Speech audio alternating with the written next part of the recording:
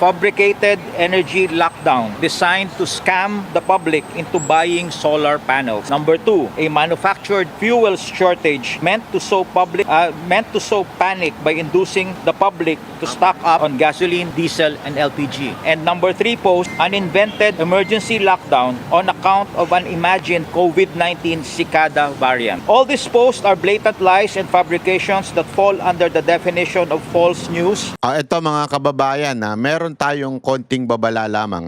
Ito po ay pag-iingatan natin kasi may batas po dyan, yung false news. Yan po ay may karampatang kulong. Iba po ito sa cyber libel. Ito ay pagpapakalat ng false news. Ito yung tinatawag na parang anti-fake news na kung saan pag ikaw ay nagpakalat at nag-cause ng panic, ikaw ay maaaring ipakulong. As a matter of fact, meron niya parang dinagdagan pa. Pinabigat pa yung kaso na yan through the cyber nung bayanihan law nung panahon ng pandemic. Kasi pag nagpakalat ka ng di ba dapat nga si Dr. Kwakwa makasuhan yan Hindi kasi totoo naman yung mga balibalita niya nakakagulo sa panahon ng COVID noon. Ngayon naman, pwede pa rin yan magamit kasi batas pa rin yan Hindi lang naman yan tungkol sa COVID. Ngayon, ibig bang sabihin nito ay titigil na ang paghahanap ng taong bayan dito kay Marcos?